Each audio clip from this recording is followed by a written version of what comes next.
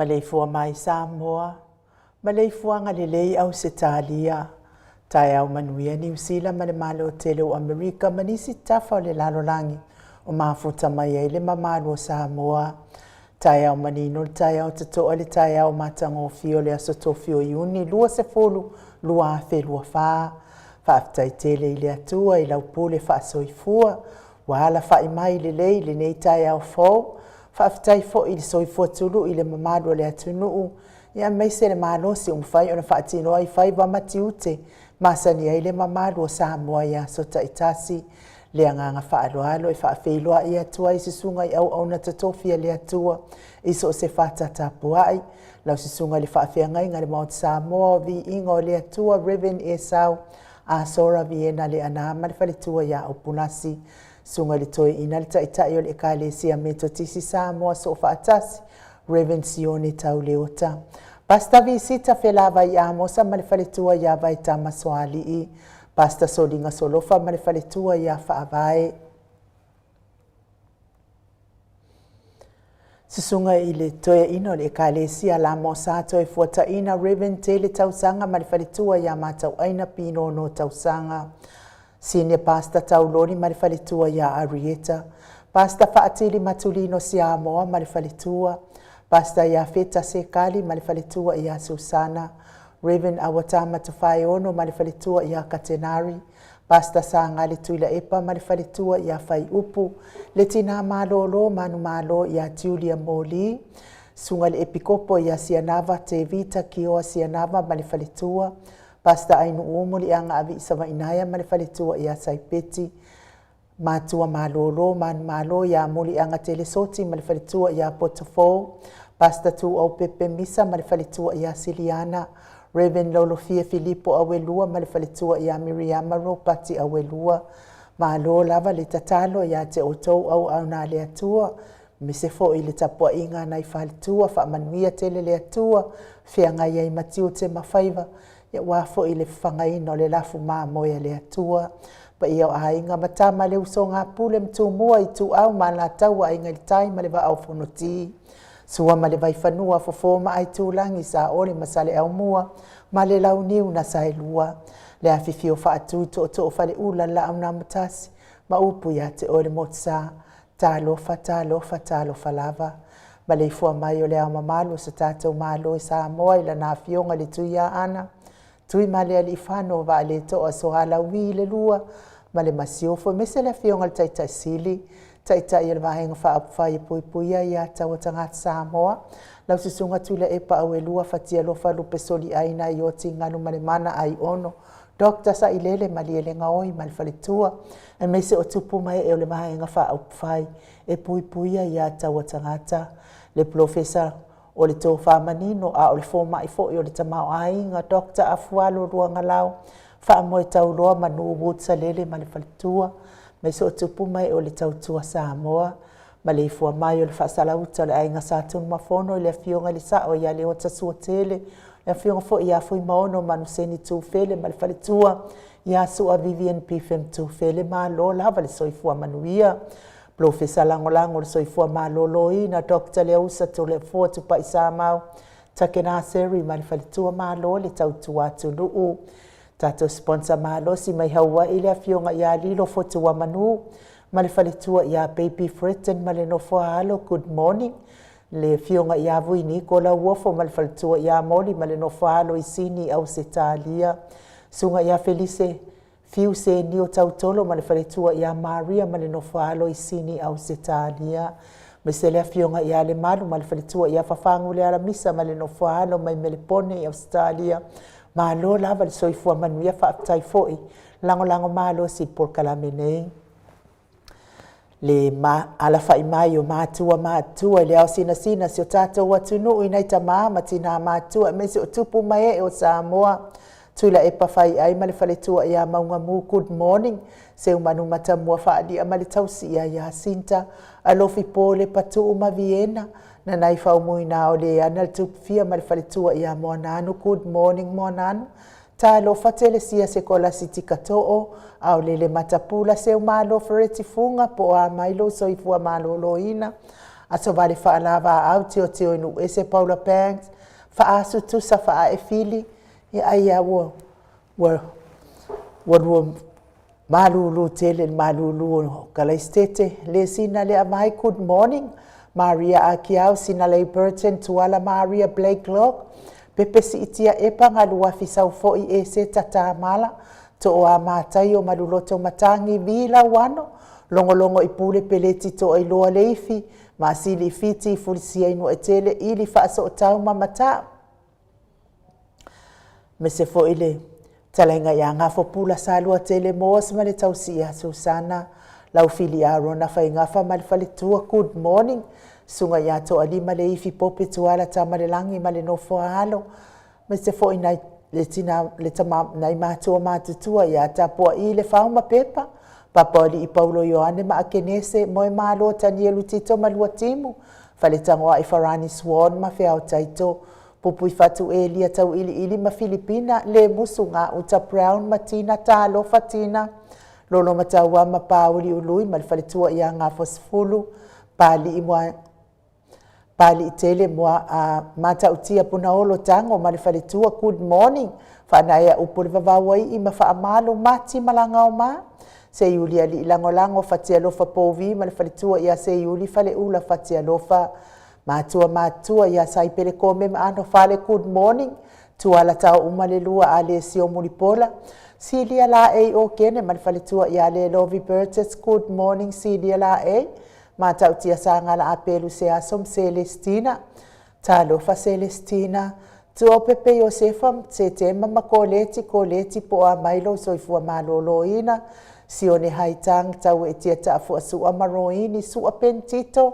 Poa mai oe sua, RJS, TV Upati, Ross Tuile Tufunga, Vaitovi Filimoni, Malefaletua, King Solomona, V.T. Smith, Tau Faiula, me King ile au pepe, Manuianga Luengo, le neitai au Tau Faiula, Lome, tupa yo le vaililingi maumoana, Numa Marina, Tangaloa Tase Samatai, Ama Miriama, good morning Miriama, Falana ipupupani pasa faapoima, faafu, talo, faafu, Tau Finga Fui Maono, Ma Diane, good morning Diane. Tupai faasala fatapua iku kali tausi male ai ngali. E mai sena tina la iti matina feololo ya tiosa faatonu ni umata. Mau manuia ngaluengo le nei taiao. Atalina patiole stawa heni au tangabaya ono sa itu faanatu eti maulalo. Prices langi ayeng Critel matangi. Jacinta Vitaliano to itu simati fuala au manao. Selina aling na hiol. Ia manuia lava nei tai au tiute mawhaiva ia te o tau tina laiti ma tina whiololo.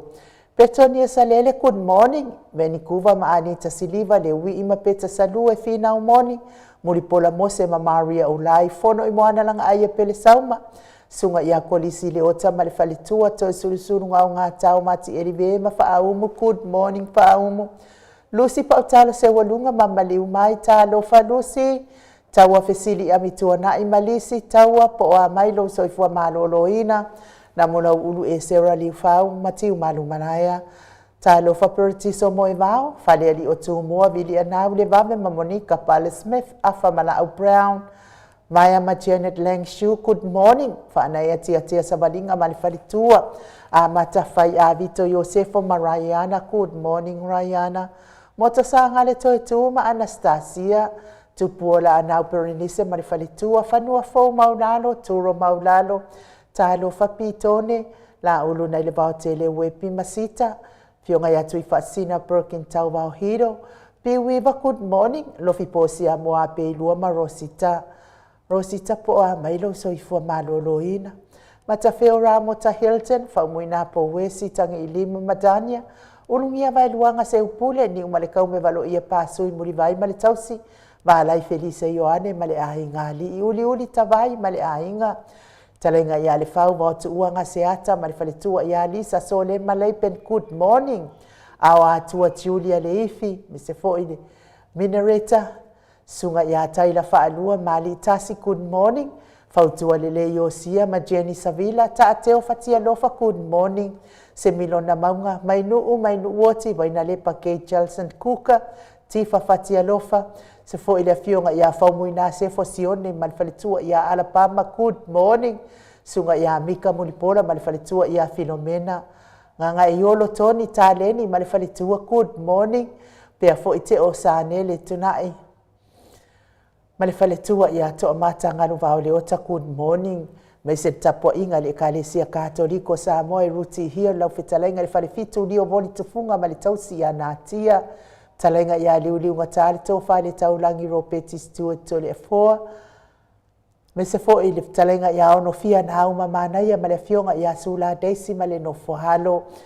falitua ya Elisabeta ite tamausu manuia ngaluenga le neita yao mai se tapo inga sao ya tau manu pepe sopo tafia mali itonga tuki male falitua ya peka paka tonga tuki manuia ngaluenga le neita yao tau manu pepe peka pe fo ile fetalenga ya sa mau le tinga ngai ono solita mali itimani sa mau le tausi male ahingali ia fa manuia le atua le neita yao fa mama tiute fa manuia fo ile atua pisinisi sa mau ia me se fo isio tausi le leito au le ia le mato apio fo linga malo lava le fa tasi mai me se lungo al tato YouTube fa tai fo I to singa me se to tapua inga fa felo ai mai fo I nei po kalame ia sta itasi ia vi ia lava le atua ona o to lango mai ia ia la to singa I lungo le tato apio fo linga malo lava le soifua maua malo fo I le fo la wila ngi ma tato fo I ia sa o to sila fo I mai moi tato fo no tanga le aso nafi ia ato ai fo I malefa malolo ino sto ina mo le luas fun malefa itu la e au noa masana ngasala fa pe fo I fa felo ia til falitua ia Filomena Mulipola ne fo fa felo mai le neita ia vi ia le ali me se foi oli stawa fa tai oli le fionga ia tu fa sina Birkin Tau Hido good morning pe foi a ma mele tracing a jong fa tai fa felo mai me se faltua ia Sinale Burton good morning Sinale faltua ia maunga mu fa tai le felo mai Venice Arieta ta mapua me se foi Doreen Misa good morning wa faia si malulu ke le foi o mato isini Baulele fetuli fa tai fa felo mai sa moa ia manuia fo ilo waso me se falitua ia fa au mutali elibe ia molia fo ia lo fa anga le fionga ia to susulu to o matayo manuia lo waso so tai fa felo mai pe fo ia to nio to malatai eli fa tai fa felo mai manuia lo waso Mary Mafautasi Faftai ni mafuta mai David Tapusoa manuia le aso. Tai whaafelo I mai nei tai au fau. Whapea fo I muru vai lua. Ia manuia lo waso. Eseroma, Junior Eseroma, wha manuia le atua I lo waso. Tiosa wha atonu ni umata. Whaftai whaafelo I mai manuia fo I lo waso. Mes fo I le uso ia mau salafa. Wha manuia le atua nei tai au mau. I whaiva matiute pe ona whianga iai. Pese leo tapena ina le tatou insinia ia Michael, tatou te wheloa I fia I nei tai au fau, sanga whaatele le vi inga o le atua ona o lonanga le lei ia I tatou taito atasi.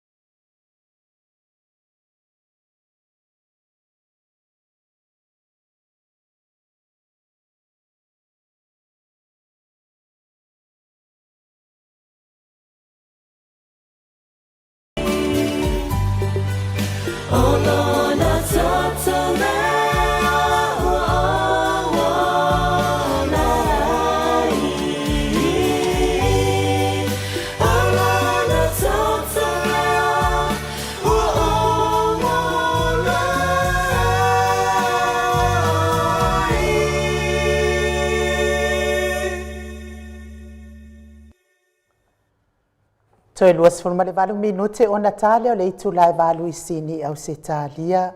Le vi ingo le atua na tapena ina le Ekalesia Sofitu Konferenisi mai me Andruet pe o no tau whaafonga mai ai le nei tai au. Whaftai fo'i le vi ingo le atua e pai mai fo'i o talangona mai se fo'i le loto ia masanga whaamanatu mai ai pea. Ia so ia le fai o so o leanga, ai fai pea le lei, pe o upo le pese, mauti noa lava, ia, ua tau ave le tua, tau ave le ali, i o tātou whale tonu, ia, mā tātou wangasala, ia, le arkam fai a wale angasala so,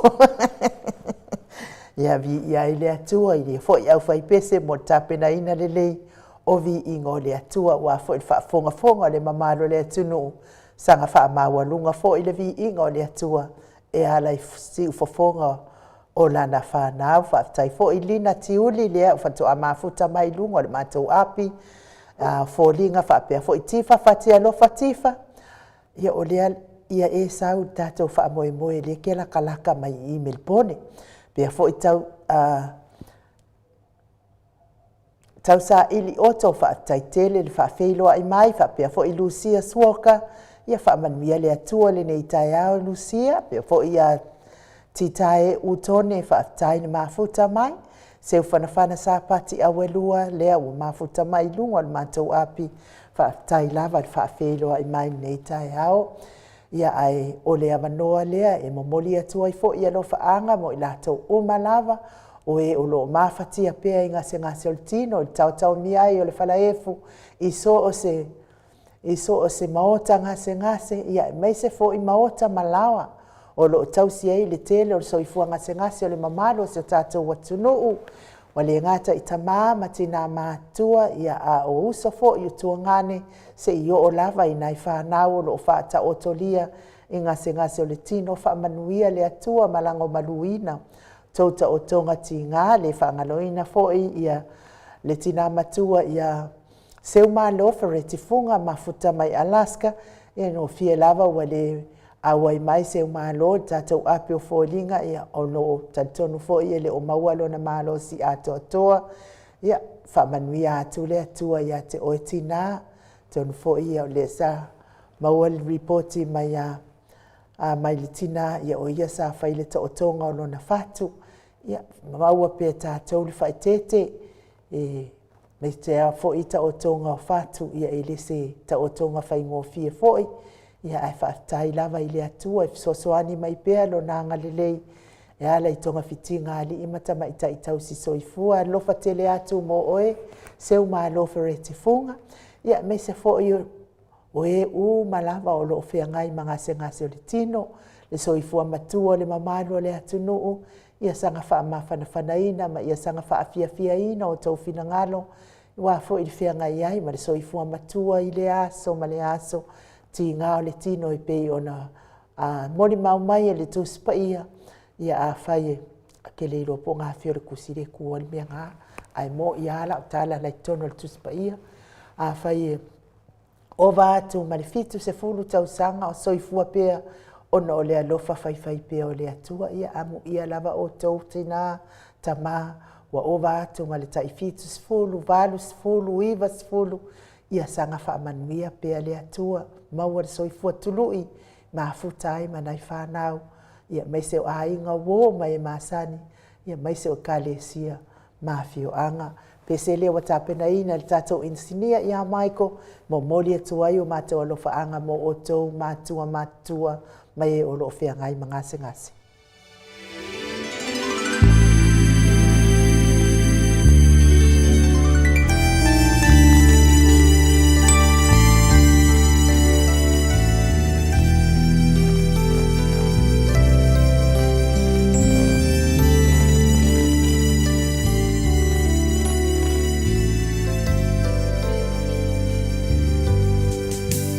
Salum hai ana fea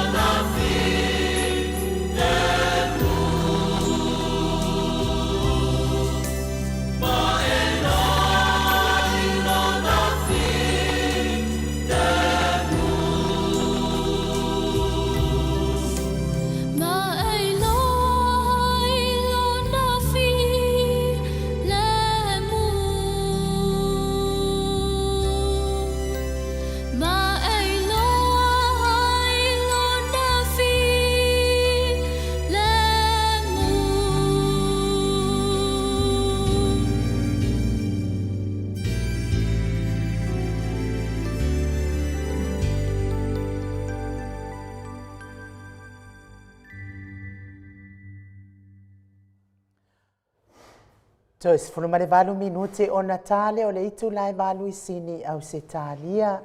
Faafetaitele le tatou insinia mo le musika matagofie momoli atu ai alo faaga mo i latou uma lava oe o loo mafatia i gasegase o le tino ia ae maise foʻi le soifua matua tai foʻi e paʻi mai o le agaga paʻi o le atua i loto magaga ia ua le feagai ai tatou ma gasegase o le tino o tatou finafina au pea i le atua i le tatalo tali mai lava le atua i o manaʻoga i le aso ma le aso ma le aso ia faamālō lava le tali gasegase mālō foʻi le ono saʻi iā te outou uma momoli foʻi le faafetaitele mo i latou o e o loo togi mai pea o latou nofoa e maise foʻi o latou laulau i taeao taʻitasi ia te uma faafetai foʻi i le tinā matua iā le sina le avai manai o nalo ia lea ua maeʻa mai le latou laulau lea ua faamaeʻa mai le aso anafi le faselau tālā lea na toe ia lea ua maeʻa na togi le laulau a loo matua ma le nofo aalo lua afe tālā faafetaitele lava le sina faapea foʻi ia tamasone le foʻi totogi mai le sifaselau tālā mo le latou laulau te lē o mautinoa lelei ia le faafesootaʻi atu tamasone ona ia perepesite ia na lea e totogi mai ia e totogi mai i goa ia i loo iai tono o le tatou lisi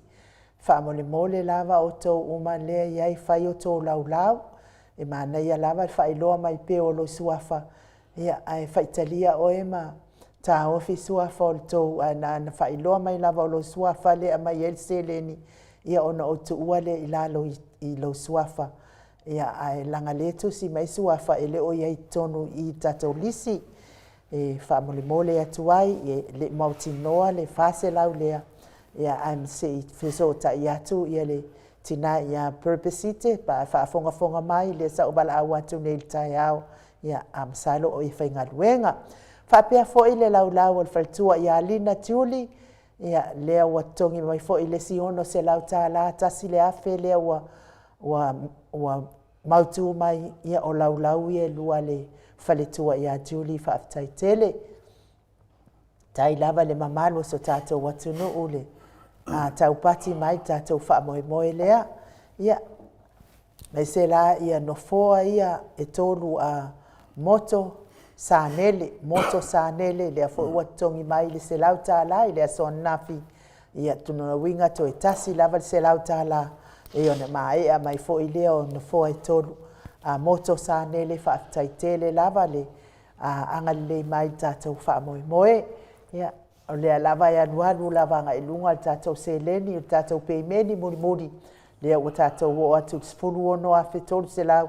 fitu 15 tālā faafetaitele lava i le mamalu o se tatou atunuu talitonu foʻi ia o le a toʻatele foʻi nisi foʻi o tatou peimeni le a maua mai lenei vaiaso ia viia lava le atua faafetai le agalelei mai e maeʻa loa ia ma ese ma tatou lea faamoemoe ia ae focus loa mo lea foʻi aso ma ona ia ma ona taga ese faapea foʻi na faafesootaʻi mai ia nofoa e lua Reverend Awatama Tofaeono ma le faletua ia Katenari faafetaitele lava le i lau suga i le faafeagaiga Reverend ia mo le whaamaupopo mai i tātou whaamoemoe, te tonu lava i le whaangaloina lava, le fionga i taitaisili, maana ngā muenga lei, ia sa tātou ai, ia ma tātou manui ai, i le alofa ma le angalele i o le atua whaafitai Reven, ia ma le whalitua i a Katenari, manuia fo i ngā ruenga o le nei tai ao, le anganga whaaloalo e whaafeiloa i laua fionga, le tapa au whaasina to le afoa, fionga le tui a ana ave au malanga, tama whaasau a le tu malo, le na tu unatu i ai ao le tonu mai pea, a o le whaurulunga o le ainga mahalosi, va le fo i lau whetalainga i le la ulu le tau lau niu, malo le soifua maua nei tai ao malulu, o vai akua fusi mai lo ua e halu nunga le si kuole, o lo sikafu ai a kau lalo le siku o lo sikafu po le ameua whapenga i o skaiti. Ia ai i tani alo sidi ai nu mo no fa tuna le fio da nga pa ia le tai au ia me se fo ile tato matanga fai pea ta mam tina matua me se fai usu mutu fa fin le tala le lei fai un tato mafuta fa tasi le tai au ro fi sidi ai nu pe se a me a e ta mai ai le fa tuna nga le ia le me le tup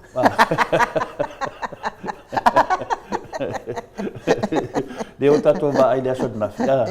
na se te mua le watu se fonga fetala se te mua le nu ba ngal fa fonga malo le tu se te mua le nei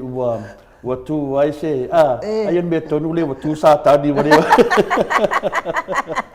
wale ma fa sa tanin sa fa ina no fo o matua tu mai bu ta tan me au le tu dunga le nganga na moli to le fiona te sili le fe au lo moli atu fa asao ma fa amana malama mai por le ale winga o le mele i le basu mal fa tu mau le bota por le taunga o fainga rai le na fe sili le fiona te sili i lona leo fa ta sili ai kuri ai fa fakali de yo ole la nga le web siringia le la skafle fa la wotali to ni mafuanga i de tu watu le tei sili ma tu la i mai ki apolo lunga posatani mo afa ole no foli tu langa mamalu o ia ole fofonga ole atunu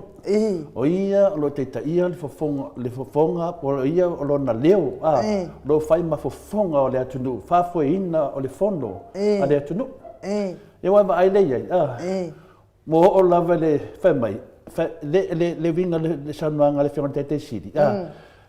le anga ia te oi fa mala malama ma le fa sao ia mai me ia lua le na famtara le fiona te sili mbole falongo le mbalo le tunu ai du e ta u al fesid a al fesidi le sa fa le semina fingali sa fa amala malama mai ai le failo tu telefon tu langa umma de tono telefono ia le na famtala le fiona te sili fa pea ia e mafai i nunga famtalanga tu la fon tu ma e mafai na tu la i fa sa o se me so se tem la tu la ia tu le te sili so se tem fa ngai le tu la fon e fa amala malama mai tangata umma po le al fa sa onga o le fa amala malama ma le fa sa o se me ele esse chip na fa tonu mai na ia le fiona te sidi va ai me le do ai le ki apolo o le tu lo na tofi o ma kwa ku e lunga ia le na usa me lunga me le o fai longa le te le to fa le fiona te sidi o fai longa le afar ko far ki apolo ai po le halal ma fu anga tu lunga po no ngora aku ngora mga femis ma tau dia foi lá mais ou menos então que te fez lei com o parlamento wa ma tau dia foi vinda lei do o le mere mais ou menos aí tanga por me é o on kanga ngai pele ai ele tu lang mai lunga ele se mafuanga ele ai se mafuanga pela o se tanga tai ai no sta ia le fiona te sili le no foi lalo ai fa sao pa no ngai unga upu o la ngo foi lalo ai fa sao ala fe que faça orgo fo ai da faça orgo ai a faz se ia e manga ai faça nga ia sorry ya ngabo kadia ku no esa oi do ave pasiko ingol mankungu ke yo kinga ka ko vole anga ia fa pe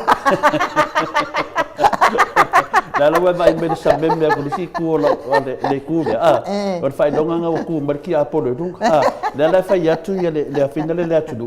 e fa mala malama mai e fa malama mai ia le winga o le tele e karu ai lang o le aso nge o le aso professor le se ka de pe me nga le wa fa ino fo skaf kan fo no ke me fo ia le manuia la va le maluta ya to le fo ia fa tai da va inu mo le vanoa o tu ina mai fo e fa leo e fo se tasi fo va nga silinta o le tato maftanga fai pea tato malu fa le nganga pe yona masani eta mam tina matu le aso ne da so duas fulu ma sino uni dua fe duas fulu ma fa o te toe fa fe loa ai ma alo fa atu i le fio le nganga pa ia ni nei tai au i le malei fua mai le soi fua maua ma le langi maina ia te o tau le alo fatu noa ma le manuia mai le tua lo tatou tama a toa ma le li o Jesu Kiriso lo tatou li i ma lo tatou faola. O le tatou tusi fai tau mo mai se mafaufaunga fa le nganga mo i tatou nei tai au. O mo mai le tusi Ioane balu lona fai upu e fas pun mai fa mole ai nu.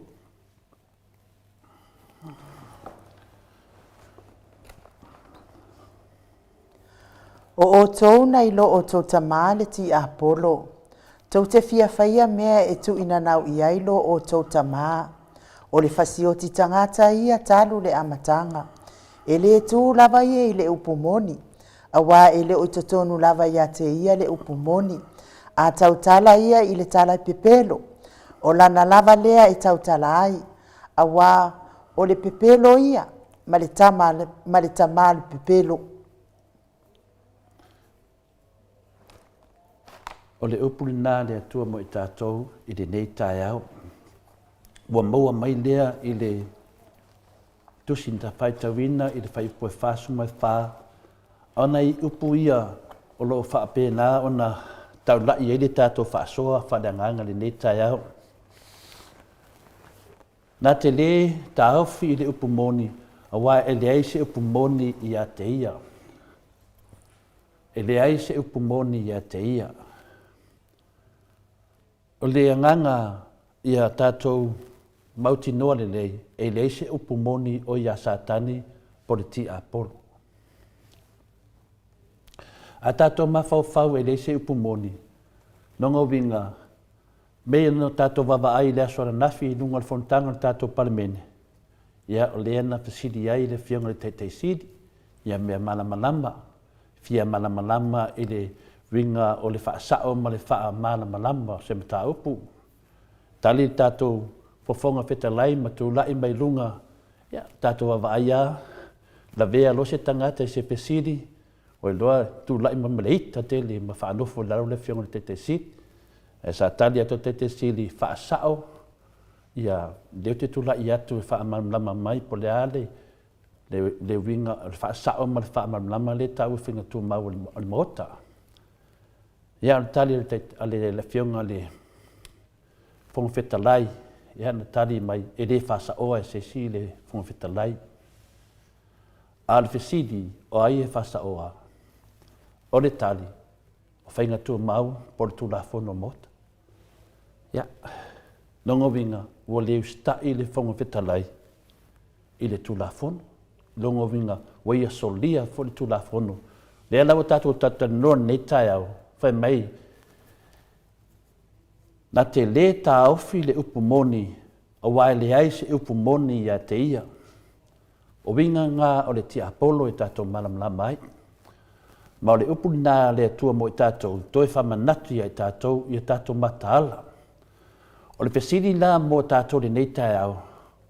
O le ale fufuanga sili o na manuia i ti Apollo. Le ale fufuanga maua lunga lava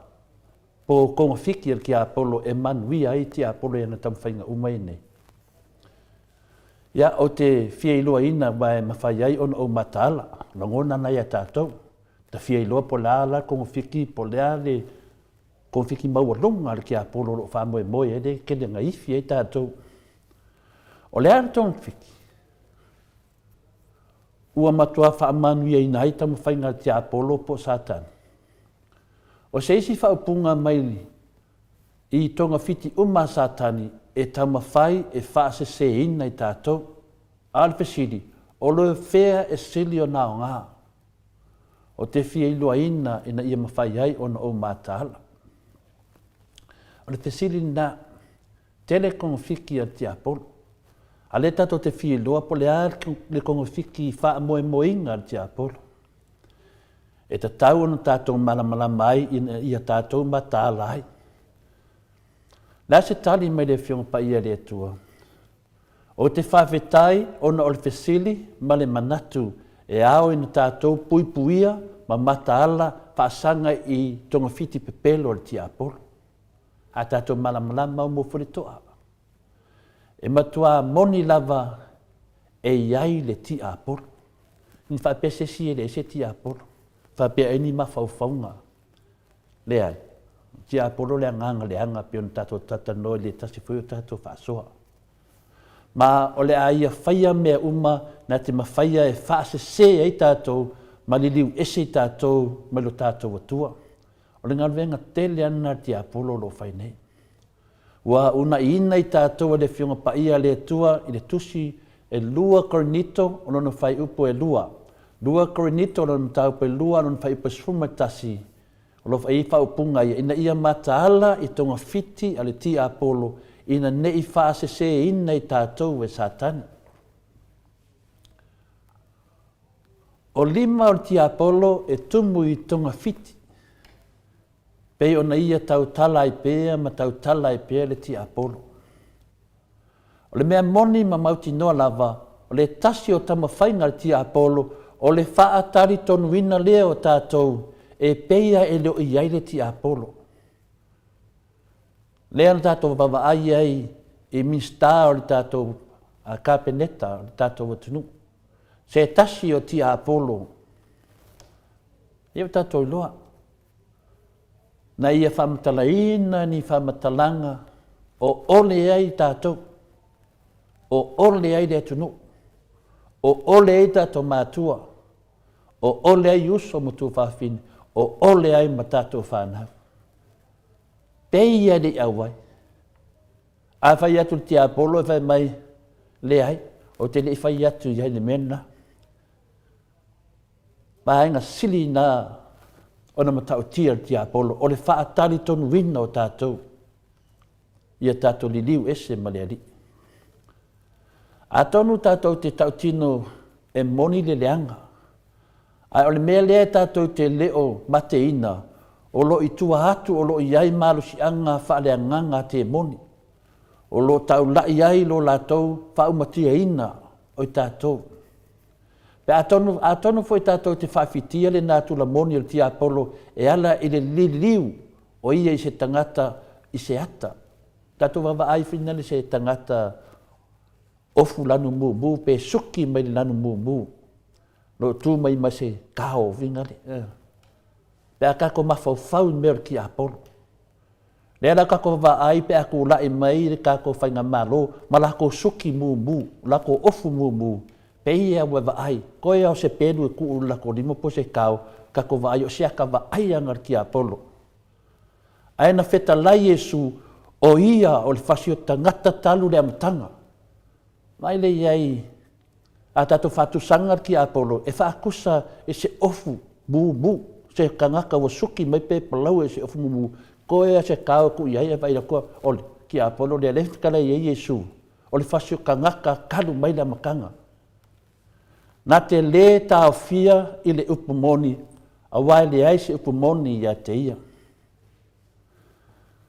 Whai mai se tasi e le mo mia e te apolo o na mawhauwhau ini tonga whiti fau. Ioi, mo i le saunoanga. Mo i le manatu, e le mo mia te apolo ni mawhauwhaunga fau. Poni tonga whiti fau. A wā o lo ngā lua pēr ia i mea tuai. O a mea tuai e ngā lua te apolo. O le tuina nau, o le whaamawalunga, o le fia pule, o le loto vai, o le masau salo, o tupe, o lo sola ese, fia i whaita anga o laulangi, o le ino, o le ita, o le loto leanga, o le manatu whaapito, a wala whaala tua. o awala na e o sfa ia hai tātou, toe lava kako wifi ai, ma wifi ai si. A whai e le manuia se whaasosonga se tasi, o la ia tama whai se isi fui awala, whai kero awala ne. Ana wala sidi anga mawalunga le whai o ki apolo, whaakari kong winga o kako, le o tato wa ai ai. Le ke le o whauwhaunga le anga, e whaakari kong wai kako, whai ngari ki apolo. O le upenga mawalunga ngari ki apolo ro yene. Ia ma mei mo uman whamatalatu. I le mo mea ki apolo ngi mea fau. O mea kuwai ale whai e kako ki apolo. Ale manguia le awala, whai le awala, ale manguia le awala, whai le awala. A ia whaalongo, o le mea moni e sili na tāua e winga ia satani, o ia o se fili ua whaato i laloina. Tato mana tua ua umana whaato i laloina Iesu Keriso, satani e ala i lona maliu, malona toi tū, na whaato i laloina ai e Iesu Keriso, i le oti, ma se oli, ma satani, wa umma.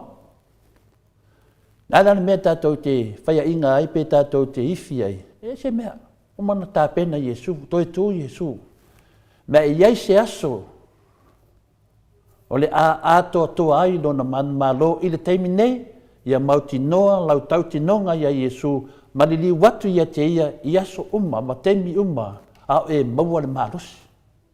Teimi nei, o e maua le maalosi. O te li watu, teimi whina le whanau, kumoreia masisi a mea, ke ia le wato e manatua Iesu, teimi nei. Tātou tutu, ma tātou whinau le amia tonu. Pei ona whinau ai le fionga, le te sili a takta tu le epa whaape nai tātou. Whinau mea sao, mea moni, mea vi ia i le tua, mea le lei ai mea fia le tua, mea na mafua ai om tātou, tu whaatasia.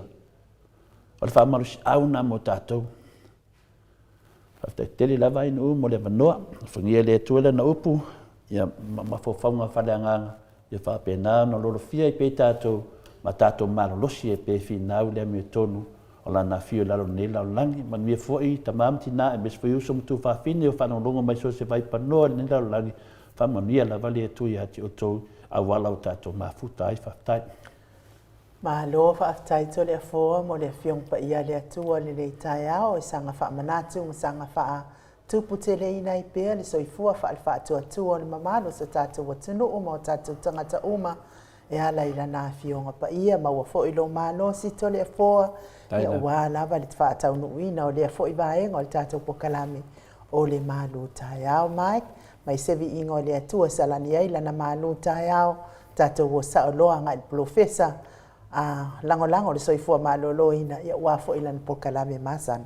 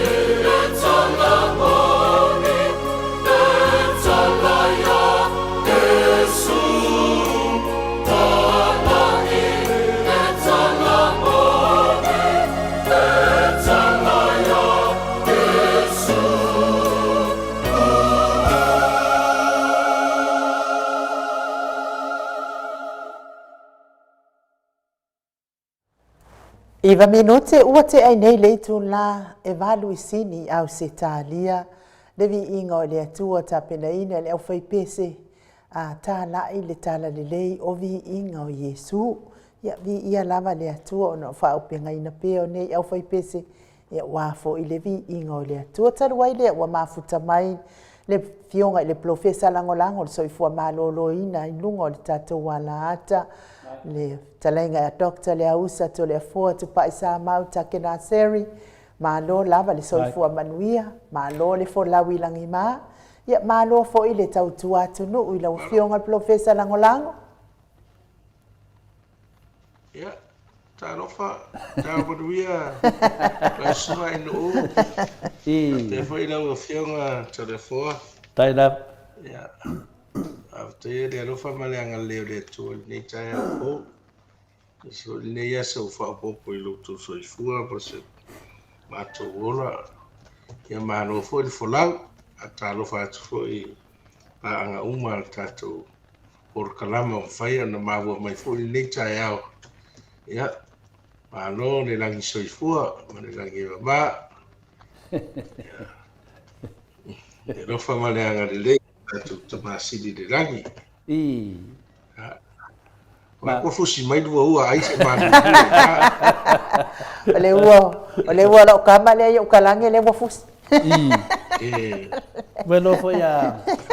fusi do le ua tangata ia o le fai do ilo le na o le fulu ma le maru ia vai dese si la e fa mai nu ia tau nita po le ame ua pupu o le sipito le lo skafle fai ai umili spit na o fa mamla mai nei le ia e mafua mai le mele na tupu le aso na fi il fono al parliament na tu la mai ai le fonga fetalai ia o se te mi mua foi le wa tu la mai ai se fo fonga fetalai ma le nu fo a le tunu ia ma fai le ma fetalai atu le fionga le tete sili e lala mai dan ia na tali le fionga le tete sili ia o le la o no fo dalo ai fa sao fa sao ma fa mana malama mai o afinga tu maure o le mota e winga le te me tu o to sesi fa la live sa la un ses ya le mena na wa ka ngo do fa pupu ni sifiko fa mi ni sifiko ia o mana malama ai le ta u le mele no vai na ya le tulanga la fa ta sili o le ma fa ya sa tani ona no foi dal wa ma to ai tu mai dunga ia bueno foi o tangata le tu o tangata le o pa wale ole mele o tau pai atu o mo na tu le ata o sa ta u o ta tu la i ti le ta o purpuru yo wa tu lo a fai lo pe la ta wa bio fa purpuru vai ma to dia la tu ti si tu te u lo fa na purpuru o mo na pa ari ma le va venga do met forma o le langa do skaf le ma sing skaf met purpuru o le mele wa kwa ye nga bala wa kula wa fio ngor ka fa makala nga o kala purpuru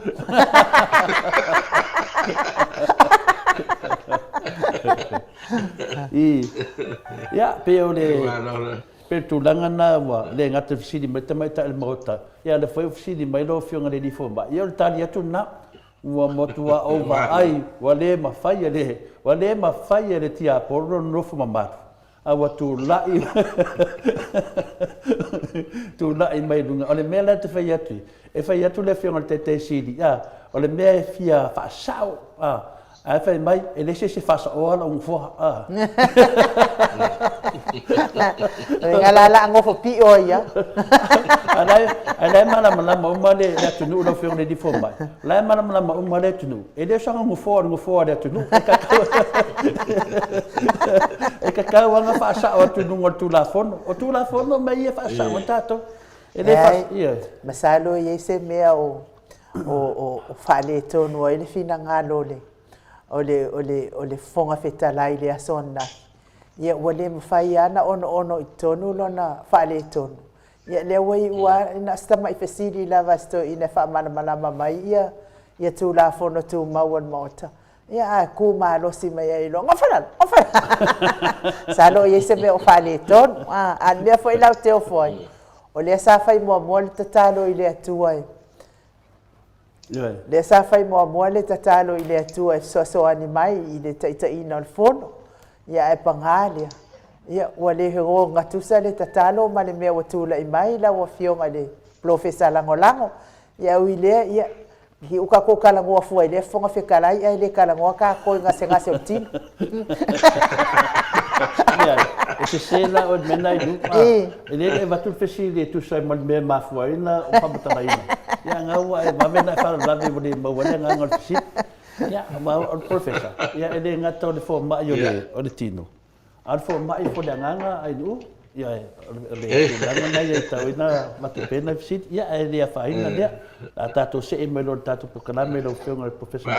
e fiorolo ana ia nganga fa le tono i la fo ma i mau ben tu fa mo ia tatou tatalo mo nei a tatou taitai ia e wa tulanga ia e mautinoa lava e tatau lava na tatou tatalo ma tatou e a ngā whai mea ia o ina i tatou i lungo tulafono o le tala noa latou i lungo tulafono ia tala noa i lungo tulafono ma me whapena e au fo ina wa tēnei o mai e mo ni lau whionga professor wa mai le wa ke ia wa mai ai de se mafuanga ita ita te mantua le pina le se tasi fo famsina ya o te le lau le famtalaina ne te wa faina le fafonga baro le tunu al mena tup o mela fa pene e tele na sau mal to ai ngai se mela tele fi ya le te ita ai pe se mela e ke ya tasi na mai nga ika le pe ke ika lo to lua polo wa inga polo tali ya polo wa fin na la tu les famo mo te awai ya o ke ya le wa pa ese me wa wa ya pe la ko nga mela na le se vai fo lo fionga le di fo ba ko nga me fa pene ele se me fa ngo fiere me na wa sidi ai te le wal bella le me la val tangata ia o te iloa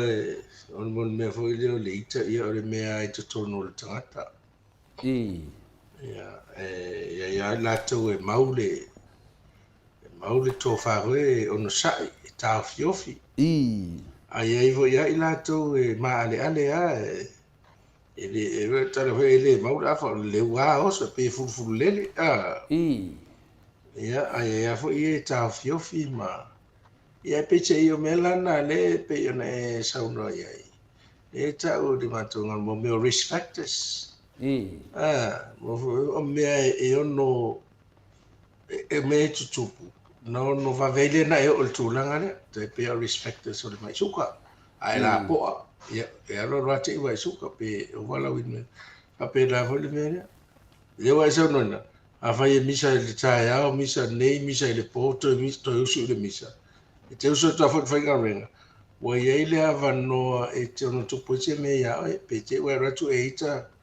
alu vale lo ita se se o fa ga renga e te ratu la vea la ta vale e se ve tu ga ve pa wa ise high risk ai o e tupu se fa la vela a me se le le ita in wa vai lo ma fa Paistanga tai te tere ia wa ngalo mai si mau mea ia te ia reo fata to so i for ki o ta vale por me ranga lo ato tupe awa alo ile te mino le reach la wa ile o leita bi se reach o ia le ia lua ia na to i for ia ma te rone to ma fa le fo ia pe po fe el ki ora ta vale po fe le que hape ai pe se ia sa o me na o lo environment o lo si o manga pe ai adu atu ile to file mo lo si o manga o na so ma ale a fo ia me fai ma o mai taita ia ratu fo e de o le fo e le va ma si o ainga ma a veces si o to lua ia o le ia fo na se fai anga ruenga o le tutusa mo ide de ia e pe se ia tanga te wa se ro ia lit o te ua haru ro i le ita ai leo tangata le mafua i le ita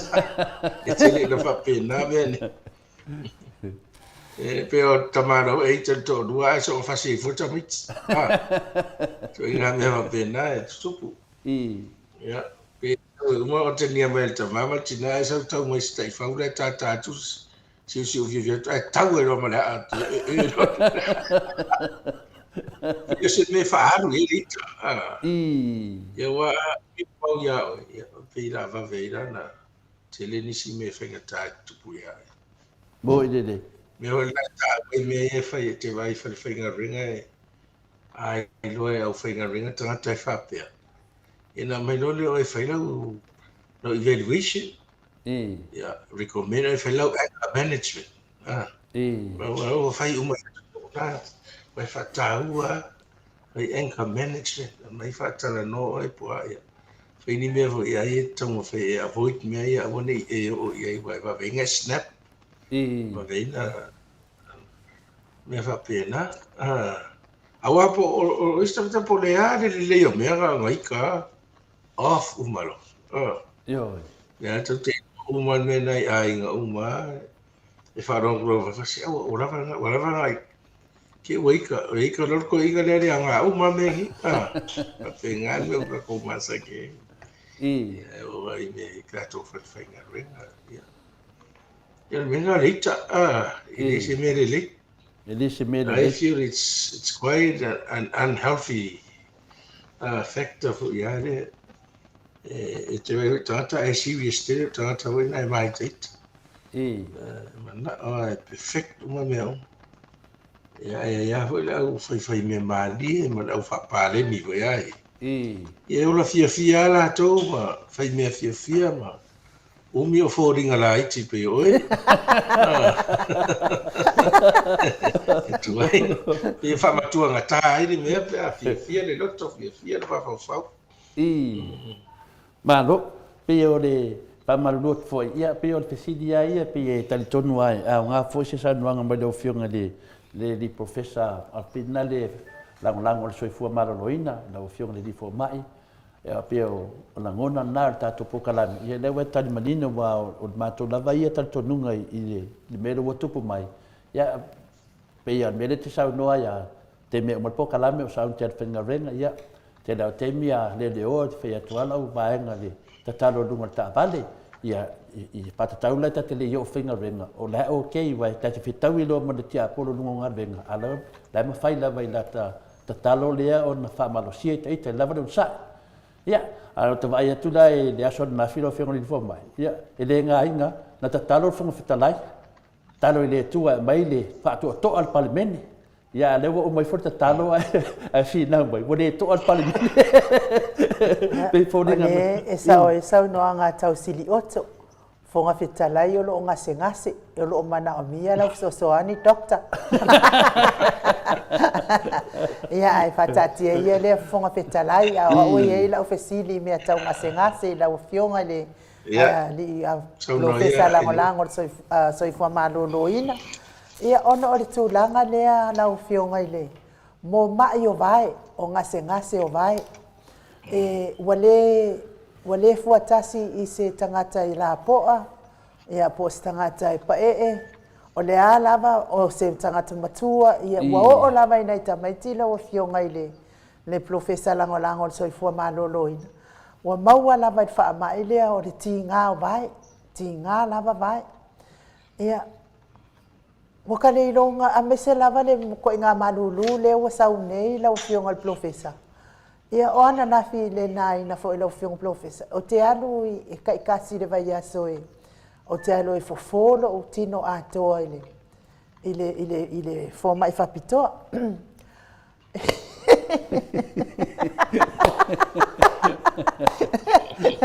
O le mea nana tupu. No wanu o lo tino a toa e fo. Awa loato e fai mai fo mai le fa aptoa. E le fo lo tino ato e fo lava na o lo vai. E o fa ko fere vai. E o le vai la le pisai nei le fo ne fo mai. O le vai le sa pa u e le mumu. Ngase ia fia ngai matina ma to ina ma nai lo matua. ua ke ia au pa'u i lo'o vae lea le mumu ae na o luma e le tele luma i fo le tapu vae fainai loa lea ia o le vae lea o lea le mea gai kupu le vae ua se o le gei ae fai o fesili e fainai o lea e maʻi le enko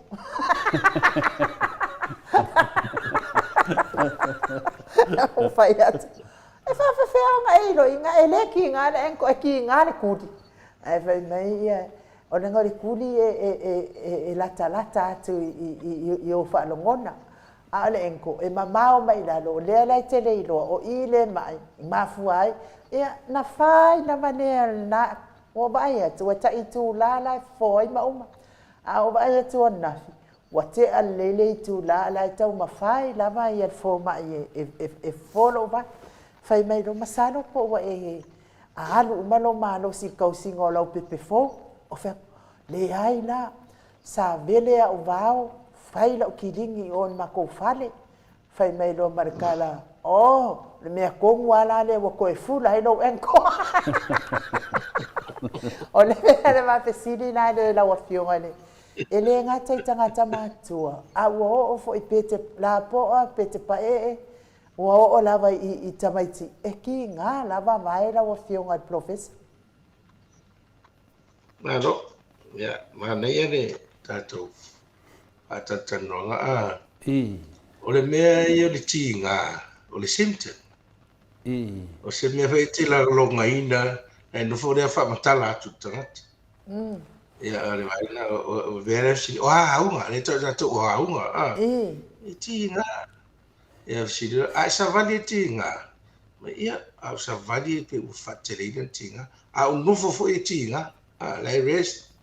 koe o pe e umia tau fa'afasilisili se mafua o fea tonu la o lo vai tiga o lo tuli po o lo tapu vai ia po o ua lofi vai po o tamai ia e fai afasilisili foi ale ia e tele mafuaga o tiga ale mea mo'omua e tauna va'ai i ai ia le tele o fomai po o lelei le blood supply lea lu atu ia vataulia ai maualuga le mea tuai lou fatu na alu lea ga'i i luga i lalo mai o loua fa'asolo mai lo lea e mulimuli ia i lalo i vae ia le alu o le blood supply e aua i la taulo ia o lofi vae ia alu ia uma tiutiu vae ia toe fa'asolo mai fo'i lea a mai lo lea o meaga ka o venues fa'asolo mai toe fo'i atoga toe fo'i i luga i lou fatu e ala la o le mea tāua ai le mea lea ua tasi lea symptom tasi lea auga o le tiga na iloa lea o le o lava le alu o le toto i lalo vae mea la lenā te silasila fo'i a na poloka la toto le vai le suka ma e te ia wa tagata ua uruli ma le tamaimai vai ae lei lope aisea ia pe famesi te ia pa'u e se tamaimai ua pala ona hoi ua le o e se sapalai a ua le laloga fo'i la e nerves ona o le ua mafou poloka koe maniulu o le tino o le mea la lenā e te lē a se sa'iliga e fua fo'i lai tausaga ma le tagata ese uma tagata i le mawhai ona tātutusaina le vaaiga o mea o tigā vae ia tatou amatala pe o tagata matutua ua tagata ai e pita i tigā vae ia a fa'apea o le tigā isi vae isi o tele o tuli ma tapu vae o tagata voe sa faigaluega tagata galulue isi'i mea mamafa avega ia ua alu over the years ia mataulia ia me vo'i na fesisia tagata i gomei o safety falefaigaluega i tataganaga mafa po o lelei se vae le ta'u o safety boots ona e atu tatou lestali fafasia nagai se vae kosokoso e faigofia i kauso ae ala ka fai mea ia o le va'ai mamao e le taimi alualoa ia fa'aletonu ai lea ua leaga mea ia o katalete o lou tuli afaega o mea lana na o taʻilatalata i le ona sefulu po o ova foi ia amataloa ona lagā o le tele foi o isi tagata ia pese'i o lalo ai vae ona o le suka ma le toto e amata pei e namp amata le lagona ia alualu o le ma'ini'ini faimea pe fiu fa ini nila ai pe ia vai panima ia no ia listro inga chingana al chinga ia al le mal chinga le to inga chinga la de so le nunu ia fa ia si ma tu ia chingana wa chingana pe mana pa na vai ai halu fa solo ato le fula ele mafai ona e tu le mafai ona ia e tu solo le te mafai nga vai ai matua i tinga a tinga na ia pe lo tu fa lo me le fa tana le mo pe tinga la tele ve le ele sa le si pe se me ve fa ita che la me ia le lava le malolo moi le lava le malolo le hydration ne me na ta wa ya le fofo fa solo vele ele se fo ve sto ko na ivi ve fa me fa sa le fo fa solo fa solo ia ia musele ia ma fa nga yo ile titi so ongo po na ivi so ve po na ivi o le tele o tamiti a ti nga le nunu pe ia vai se vai ma so ongo e te tawa na ave vai pe le mo le rheumatic fever tasina foi nanga tele rheumatic ia tato tele tata polensia ra foi ia tata tangata na ma tele foi ia tu una iso e va foi da ia o me hola na tawana va ile ma nga fanga fa e tato matua fa me lo tinga e de tau ona nunu se tamai titi ma dia a tupu ringa i se si mea o whale e tonu ai. Ia, ona avelo le vai il fo mai e tuilo no toto, ma siaki lo na fatu, whai mo mea ia. Ia ma mai fwere a whai o le, na tinga a sau ia le, ia nga blood test. O le wai loa ia dia ele menga le rheumatic fever. Ia e whahinu ana fuala au ma whainto, ia awan ia whahinu ai le fatu. Wale popo lenga le mai lea, a umi e le whaia, e matuare anga ia vea so le fatu. Ia ngai vai ngai e so mai le. Pese ia me ala tele ia. Ale tele ana me pepe o le fe wai. Alu le so tu. Alu le so tu. Ti vai voi la tele me fe nginga renga. E fa ia fa va vai ia la tu du ia woni. Umi o static. Tu wa ia fo ia de. Tu wa ia. Ia me la na le tele o men nei wa te lo o tunu e Australia, New Zealand, America o Everton. O le taua i o mena le occupational health. E te le tangata we le matutu e wa mama i talu ngā ruenga. A su e tola e le i eise mea whai ngā ruenga ngā whai efso soani tangata i e prevent ai mea ia. Ia e kukungi e whai ngā ruenga le compensation. Ata i tainga o factories wei e maua lunga i le noise, i le sauna, o le noise pollution. Ia le so atu. E le o wha maru le whainga me pungi i tari. Ia rano e leo nei tangata, nei alu nei tangata, e o le taimi e le ato se fitu e fu, o matua tuturi ia. E whaila na o tangata ia wha pe ave le accident compensation police o waku kuri. Ia e ala policy whainga ringa ia le occupational health. O hazards o ia ia. O mafua e linka i taimi ona nga wenga me fa pena e o fu le vai tangata e fe ngai ma le welo le fai safety vo ia e le fa mano sia a fa ina vo le fa pena vo lai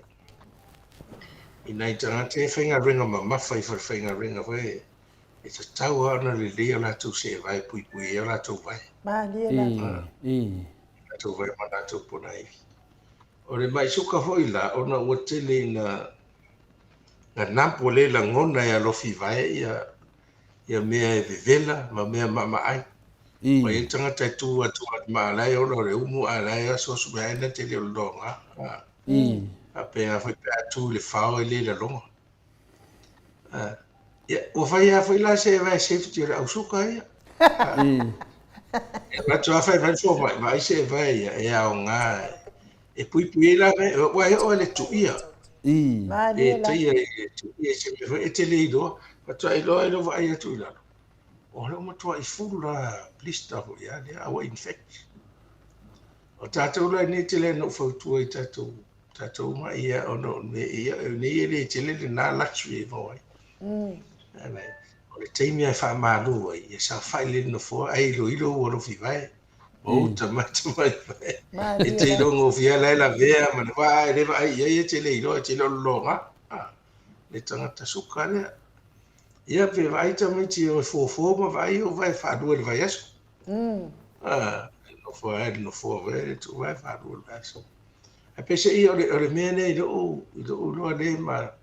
le ua ma furi e tātou ne te ia sa lo le manulu ma tau dia la manulu la ina o extremities e te lo I o lima ma vei kau e artis ma vei te idu mai I o lima mena le feito tingi lima ois o e mili tau fa vela vai tau fa sau le temperature vai tau fa halu toto o to al toto I tumutumu lima na mili lo le ia ale fai lo nei to tingi lima ma fa vai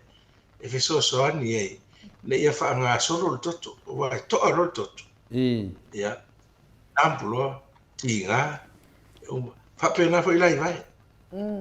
fa pena foi lai vai se tu lo fa e ta voi la no ai leo vai e te le pilot te mio te nai vai e marulu ia e fa to alfa i leo e te va tu malo fa musa mo nei no tarne e vai fa to fa io to ti e tai gu to ti e fa te ferro ro e le po vai marulu manu ia o masani ala ia tangata papa e la tuta Io ia ia te mi fai mai se o masani ia e vo te mi e vai io lai tatu so o bena ia te vai e te pe va o foringa e te mi amaru te fa no ko matua I mamau e blister la mutu le maruru e te eu ta fedo blister mo me cold source ma fo mo me nga pe compromise le blood supply va en otin a te lota sina me I le maruru o vai ma dia la ko ho ran take ai ya e u le fai le o to tin ma fanga ya take care uma va en rutino ya na mo ele o singa puinga uma me ya te wa fa sa ai si ala vea ya te ya fa so te no termina lo vea I don't ma no le sau noi la fionga profesa la la fa matali ya tu ya de ai ya ti te o sanga se ma cases la te tai lava mo le talina la ofisili ia le o fonga mai ia le vaenga ia la vean mai vai ia o fonga mai fo ia saunoanga le o fa le uina ia le anga sengase ia e tā pēnā I fo I tangata ia po le are I tu a inga whale tonu lai whale tonu ai. Ia wape o vai lava lea e kelinga ngā mawhatia e le mano stata watinu. E whai mei ia le tala a nisi di tangata nana na matala noa. Le anga o kou e mai Samoa. Na tau whiola I fo lava o tau no nofo I lalo ma whātai tau vai. Whape. E maria ia kai de sabot palangi ar fam talanga le o fam tala mai na tau feola I fa o tau te masani le no fo ilalo ma fa tai tau vai ia o le ala o fa solo mai lo ala pe o le tulanga la mana sa ia o to ale o fa solo mai o se ase a koko ngo fo ilalo fa kai le ko vai a wa nga re ki ngo fo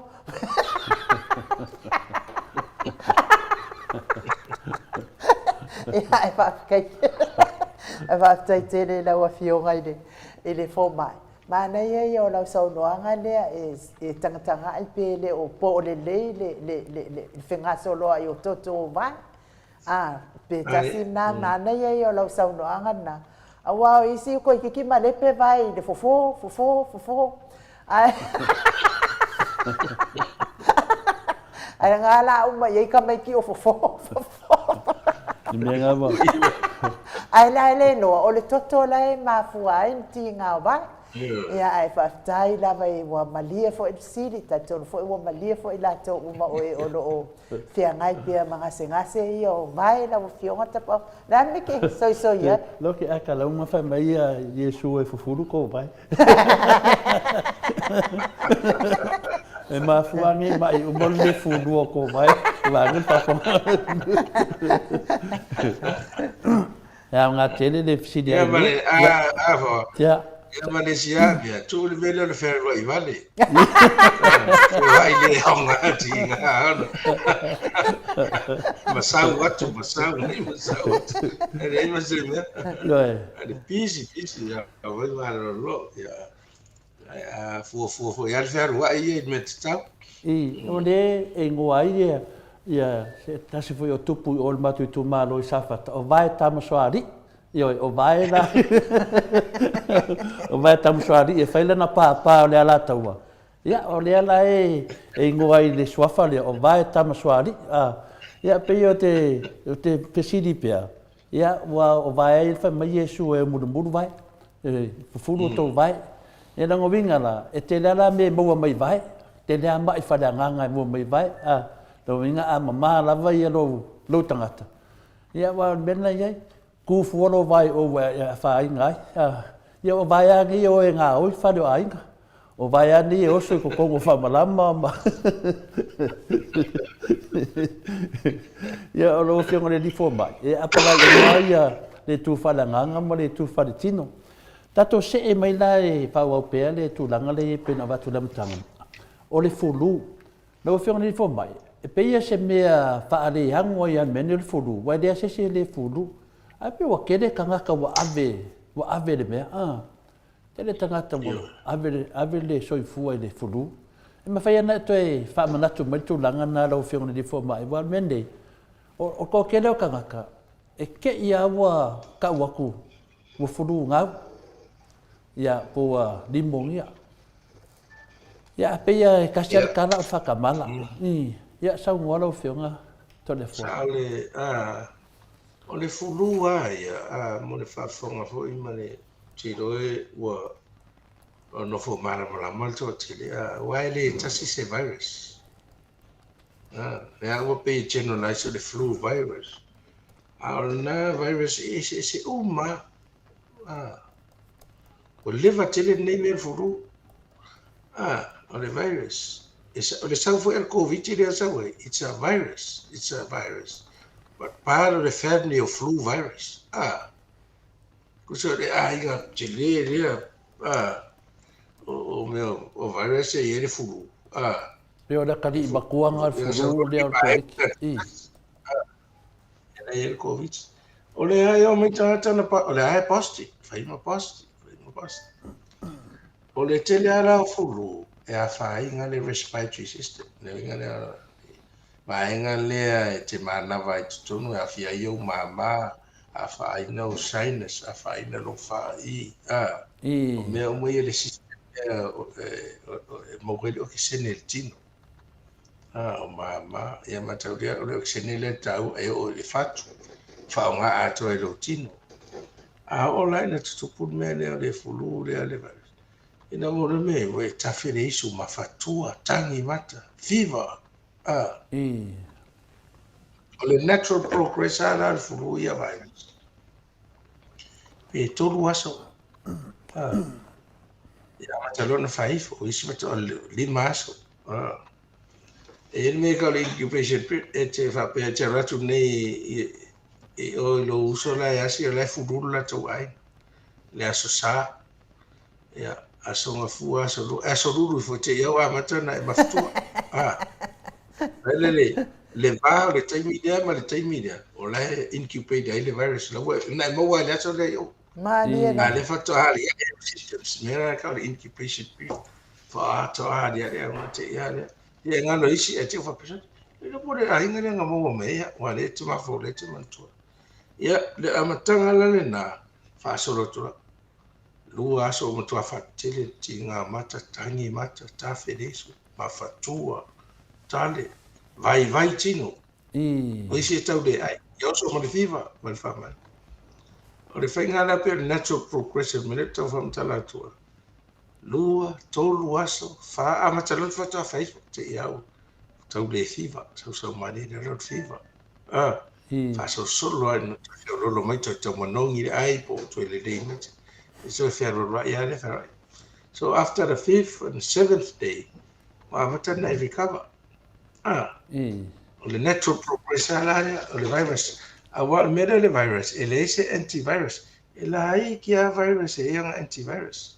Ko inga virus o le herpes. Ele virus o le hepatitis. La ua maua me ka pe ai. A ke le virus i furu, uleis. Me nai ana ina fai tui pui o furu. Ai ele kava o mai virus o kere virus. Me nai tui pui va pe malu o mai virus o tile la inga virus ese ne. O le fili la o le mai le masani le natural progress le. E iai la le taimi complicated ai lo wa whainga tā wa le folo sao o ma le tolu aso whaifo lima aso a matan te afitu faso ma. Ai wa whaawa wa ia a wa whaawa pe wa whaateleina. Whaateleina le tale wa sela wa oso le whaamanidi. Ia isi wa ona la ia o tangata e po orisi mea le whaapeta to ua ngau. Ai ei tangata la pera tangata matutua. Tata wa nofo I whale. Dato o nisi wa whata o tolia. Tu sa lawa e o atu le flu virus wa already compromised wa amata ana vai vai tino isi foi mai lai ai. E pe le mai suka toto mawalunga tata ia wha matoto. E palasi mai la le flu le virus le. O la fu e tamo fai tino ia la e amo le sia venga tele le o mai ni. Mo ile. O ina la e lusi e lore pa le ni o tamo fai lo tino le sustain lai. O le temi tāua la le te tāua ona e o le whale mai tamo fai mai lore ngā venga whafo mai. Wha pa le ni au mea. O le temi ne amata ina e furu. A le te roi e isi o mai. Ya, dia la. Te roi te suka e toto mawalunga. Po e le hata mo hoi ngai pneumonia a le to yo so hoi lo furu. To inga me ya po e fa malo to po e mo e cancer le fa yo treatment. E te le me wai e le va pela mo o me ya. Na le o me le furu ya. E le fa punga fa public health le o ha fo. O le double burden or triple burden of disease. Uso le fa ma fa the burden I lo tino. I mai ese lai ua masani ona iai oi. E o tino la po, it's a burden. E whaingo fio na apo e mai. O ina la le tupo ilo whana wela me pe atuai tatonga I pe tau te le maanga whangafa I vai e. O le ngau o le fulu, o e whaso solo lo waran complicate. O le roa tuere o maano si le tino te e mai. Pneumonia no wa le pneumonia le tele loina o pneumonia la wa infectio mama wa sao lo le siama le wa le umalo le virus wa sao lo le siama le ko le pneumococcus ia po se siama wa sao po le staph aureus o siama fainga tala na asal to no mama ma to le mama te vai pe le sponge fo ia de this sponge tissue fo ia de ia fa pena ia le consistency one ia ai tumule o ke sene ma le ea ia blood e mu e te mi e susu ho ia te le o taimi ia so o makua ai tio la e o la sia fia la sia ma e o lo tonu na sao ai do ia na tu re fa pe le we pneumonia le fa le tonu mai o fatuma tiri ai le whaingata ai lau tino ona. Ia ua whaasolo ala I nunga na whaingata ona tong fiti. Al mea wela pe no whai atu to lefo. O le vave ale o le whare mai e vave whaitono me ai le I o le complication whaingata. Mese ala wa ai tātou. Tātou tua ane ma tutua mo wale suka toto mawarunga. Ia o a whai whanau. e te popole ape vai atu fiva o fai ta te le fiva au over tolu aso o fai al mene o le afo te ma le sil tamiti tau te le o ilo se mai tu nga o lai to tonu ele yari yari mai ale la nga fa ta si te mi le wo so mene o me umala na le ala inga pe tu wa ai vai matal furu o to fa le te le ta tu fa inga renga fa isu mafanei inu fa la open to al fa inga a dua ia jo la dua vai aso fa ia mene ele tai e malos o recover lo fu se nga te malo rolli mi o le te fa mta so lo fu mai ve sa le io non lo me ia sa wa le malo ro pa wa na to fi che lo malo ro fa wa mo le te mi recover lo tino o le si mene fa le si ma fo nga le fa se tato o le watu fala fu mi ale wa inu fala o le fuala e fe so ani lo tino e combat le mai e fa fina wana ile mai e le o le fuala au le watu fa ye fuala au nga ringa ya ro e ta fa wa ro tino e fa i be te e watu le fuala au e fe so ani va nga lo tino le te e le si ama ma fa ba e fina ina ye ta pe le si ini me fa nga ringa le ia le watu il tono le tino e fe so ani e ta pe ai le il te le si ama tino awala ne i fa nga wal mena le ma fu te le ngau o le mena o le pneumonia o fu ma ne o la o mo inu lo na inu ana i fa ala e fa ro ya re fa ngar ve nga fa ya tau fi ro ya te ya mo tu fu ala ya te ro wo to lo so pe fa to te le mai do e so ro to a fiu to fa ya bo ina de le ti fa nga mena si ama o le va ve nga resist o tau whalongo le fea vea I nei me wa liver te tau whai mai ar se fo mana.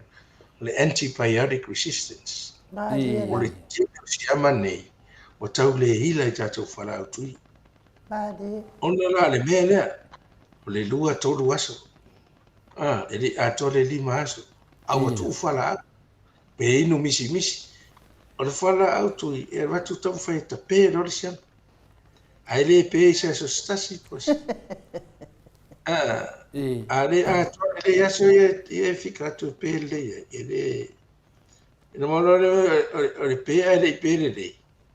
o le tamala le na le to toini e to recover ya siama ko sa wa e un ati replicate to sa role o le ila lo tatu fala abasa e persiste o le si mete le utupuni ona le tele tatu middle industrial farming pe o la fumoa o la fumanfas o tele o fa nga fo e fo mai manu ia e tele antipyretic pe e fo ia si amala tono le la ele tono o le tasina me le resista ini e mai vo ia tato ia o la mai tono ano manfas ni isi to inga le o resist I fola au ia te fa nga le si amale ka staff always le tele o mali di wale illa lang e matuale ila ise antipyretic ale e tai todo tai fa antipyretic e alu ai di uma tu e nga fenga ia e ko se menga septicemia o alu ma si mai luti e o lolo foi alta to no o mali di wale e me se la to mo wan mai chuka mai la to ve o compromise la ko I o le ta atu ya me anel sia o le tasi le si me te le me le antibiotic resistant o le abuse ta to e le se me ai ngese antibiotic ara wen antibiotic ma dia la le me la e fo mai ta total no o complain ai tangata ya la sa ora fo mai fa le fa mala mala le me le lo to fa sa fa tu mai fa tu fo mai pre fa kusi mai sa amakso al fo mai na le pis o ki nga no ma de va vi poco le ki Ya o so gro ia I donga fa vale wa le pressure mai ya me vesi ia do ida nga o dunga office ya ko fo ma di ya mo sai fo to va tu le lenga le tu no lai te ngau ya le atu era una che per colingo le viva in una cacca fai fo ya lava le taimi e fatta le noi Ma dia atu la. inga me ya just inga uma fa mai halu ko mai a moxo lai oni a roto pise me ta roto a roto lai ti fo la una ko e pico tine pura tinga lo mai sau e pico tine pura ade me so fala fai ngu fala au dei a le ta tolo ia le wa matan te le menga antibiotic resistance o me o malaia e contribute o mal mele a mata ta ta ta na nga to le o le fulu ngau fulu ia fa so pneumonia ia so to o fiu to e fa pneumonia ia ma fa le tono to ia so I for o le pneumonia hoina I don't experience a o ina recover mai to ti tia valu vai aso Ma dia la. valu vai aso e sau mali alo malas o le taimi hoi lale na ia au so vale vai mana e feitai e ta o te mai o e feitai vai to e mana na o to fai me sa ma se fa ta e vai vela to e ngau ina Ma dia la. you're on your recovery le te ia e madia ni me to e tau ia ai to hoso ia to e ngau ro alu mo iro ira do te mo an mena a te te foto vai ele fa ele pe ono le valuas e fa do tu sa lo ma si fa popo mai le aso eu foi ira me tawai eu vai so mani ia ore to inga mena mo mena a cha me to na mai le ye o le fa mo mo le fa vai tanga ti o tu o fulu a tale so o ia ma o so e to le o le fa vai sa tele ia so le a fa mo mo ho tanga na ma no pe yo le mi e fa tala le o le tu langa le pe de wo o tonu ala sa no ngai te do mene ai mesia ta to ia ngase tu mau ia le mai fatu ia o le la lava to ngase sela e te mau alo le fulu ia le wa sa no le fionga le di fo mai mo mo lava langa le ia te oe disi abenga le tau ave lautino ia te mau alo le fulu ia awana ia ni si meto e mafau vai a me se tatou ia va ia tamama tina matua ia me se foi tatou fa na witi o tatou fa ia fa unga a vele to ina siaki tatou o fa mai a me se atu no ia tatou fa fo lai me se australia fa le mai lo so se mete adu ia matou nei fa mai dei fa le mai ate dia fa mai tele no ngovinga o le ta ua fa so le fiona di fo mai ia so se ngase ya ke fululoa ia to kilo wa ele se mele le mene o le inu fala au le una pata yatu ia fala au foi ia usta il fo mai ia fa mai fo mai inu asi mo fala au ia inu asi uma pio meia le a nga te le so no anga la fiong di fo mai ia pio le tu langa na ia yo lo fa so ia sa no mai Alo, whaatai lau whionga le li fo mai tu sa mali tātou whaasoa ni tai au. Le whaatai mai fo ia le malo le atunu o se Roma, ia o ia wono sifuru mari lua tau sanga. Ia me sifo i matu au tustusi le whionga ia su la desi. Ia le fo i whaatai mai, ia whapea fo ia whautua le le o sia. Ia mai sene mawarunga le matu au tustusi nungo apio fōlinga. Le whaatai mai po kalame ma laua whionga i le li fo mai. Telefoni le au ngā nei po kalame mo mātou uma lava. Tatono le se le au ngā i nei po kalame. Mātou te fia mana o mia lava le whaamtalanga mai mawhautuanga mai whasa moa laua whionga le li fo mai. So ani fo i nei tina ma nei ta mā mātua o loo tau abepea le soifua matua ia matoe whaopopo atua i maisi ngase pei ona e saunoa e ala i furu ia maisi fo i ngase ia masanga whaatele a ia lato avenga mama whaolo whia ngai pea i le aso ma le aso le i soifua ngase ia e whai ai le leo ainu o ma fonga tau mori o le mātou au tusi a maisi fo i le au whaafonga ia e mori atua i whaatai tele dokta ia ile si mātou fasiri tā ua lea ia ai ona o tātou taimi ai se ia ia lea vai aso ona whai le mātou fasiri lea to tele fo ile maro le atunu ua whai i langi ona o le whai tete lava ai ia whamanuia tele le atua i lau a fionga le li fo mai ma ua pea lo soifua malo ina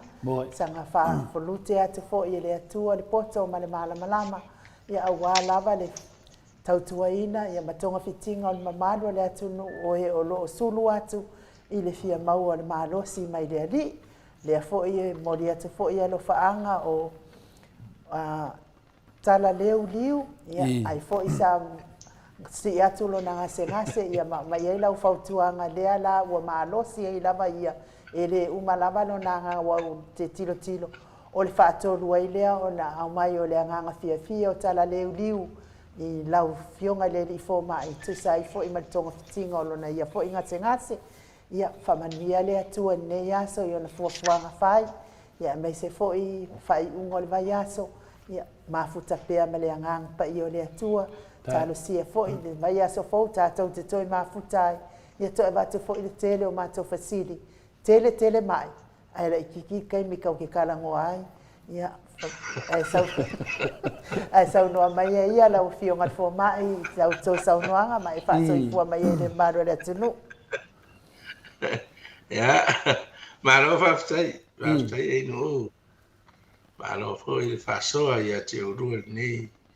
nei aso mo tatou fa mo ia lava ua fai maria ia le au tatou o le tonu nei aso ia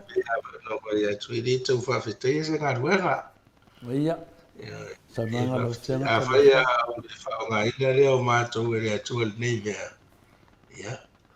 Te musu e whai le whai wa whai o ta mālo a tu a whai o le tiu mā whiwhi. Ari. O tiu mā. E whasoa. Au te ikoa rewa amata nei e da.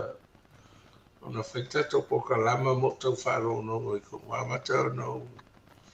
talitonu. Ia le mea le tupu ni po a fu tātou na whio lolo ni aonga e tau te au tata e communicate il whapara e le moko upa fo i ia ai to te lolo mea na to te whio na tātou ta mau te na matu e fia wharongo e la tonga ngana o whamatala mai ia e fo il wharongo whamari e le fesedi o le alane se fut fafta ia te urua o ana lua le fa mai tel to nga por kalama ni ia e fa lo ile a nga ia mal nei no ia e pivo le tau fo el men ni ia o to e fa maro si vo to so e atiti to e apit wa ninga wenga le fa pe o me na ia o nga i to su to sanga te wai o lai eu me nem teve o isso inga isso ia de science me uma ia pese ia hoje me ia ele ngata o le planeta ai te le fo i lo gain le ia te le se si me ano fa fo mo te lo ele sta penanga o tatu po kalama ni te no fa wa ana le ni ni tu tango e fa tau se tus Manga nawo mai pai o eu te ratu fo. Eu tô que panga tai a fafta na after ye fo il tato au. Fa fonga mai na to lo muni tu fo il tato por kalama. Ma nei ai o la to fa so ma na to fa tuanga. Mariela. Fa to por ngon nai fo fa Sofia i fo i le fia fa o nga fa tino nei mea le tuai ia pe ia fo le ase fa fonga ele o tau ia so ni mai le tu e fa ato mai Mariela tili ia man ia fo ile tu ele tapu inga na tu ta mountain na matua o tu lava Ia fo tātou atu no. Maria. O lunga tātou ai tātou tua a matua. Maria.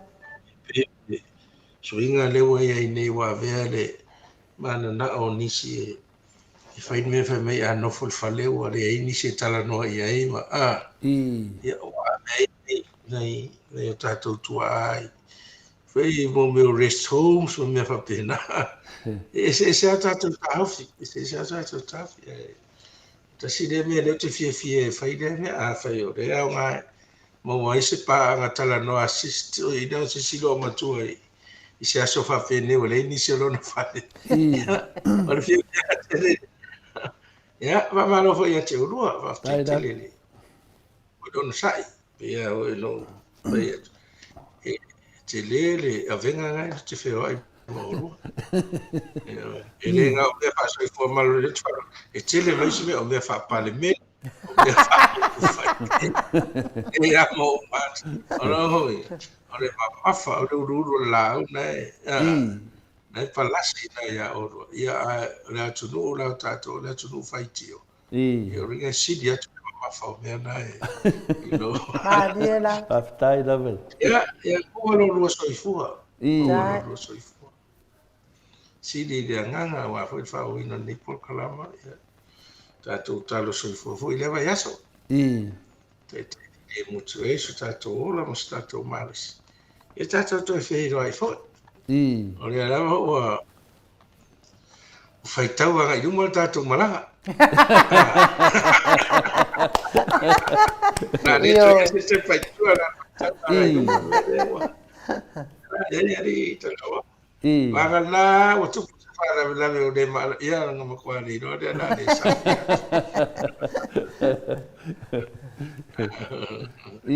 Whaftai tele nea sa manuia e no, manu e whaira whianga tarawa. Tai la. Ia, soifua ia dokta. Le professor langolango soifua malai. Ono minute wa te ai nei le tu laiva sini au se tālia o tātou pokalame nā mal tātou fōmai.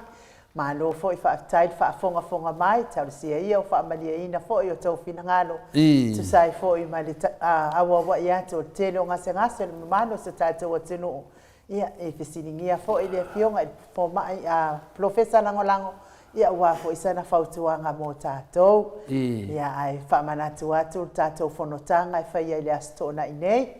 Le astona i nei le itu lai tolu. Pa anga malawa le maot Samoa vi inga o le atua. O e langolangoina le HRPP ma le ami o tonu. Whaia le ami o tonu i tonu sa tātou atunu. Ia o tātou whanotanga e whaia nei i le aso tōna i le aso tōna i nei i le i tu lai tolu le tai a i le fiafi i le fo i le mai i fo tātou fontanga ia a olo mana malama pea ia wa fo i ta pea tu i maota malawa i male saonga de mu ia o tātou whasilanga lea i le ava mal wha alo al tele ia mori lava al wha tai tele lava mano sa tātou atunu o mafuta mai fo i nei tu la le tai au i tātou pokalame fa manuia tele le atua nei aso nunga mato apio folinga fa apia fo ile YouTube tusi mai ma to finangano fo i mawai fo ila ngona fa tai fo i o lo mafuta mai tono fa fai ngadwenga ia pui malavia ina o to mai fenga tao ngadwenga lunga fo i le ala tele le au ave pasi le au ave rodi le au ave upa ave taxi fa manuia tele le atua mo o to mawal fia mawal matala ia ma pui mai whalavelave ono tupu whaafuase i le atua. Tapua inga i maota malawa le mamalo le atunu i tupu mai e le au sina ia me se fo iyo sunga i whaafea ngai ngam whaltua au mane ngang pa iyo le atua e manuiai mwhai ngofia i le aso. Tātou toi wheiloa i tātou pokalame i le aso tō nai. Ia ma tātou wheiloa i e loa i le tātou whono pe apu le alofa le atua i momoli atu i ailo soifua maso mātou wola. Ai wha soifua ia Samoa, mai le maonta Samoa vi ingo le atua i sini o se tālia.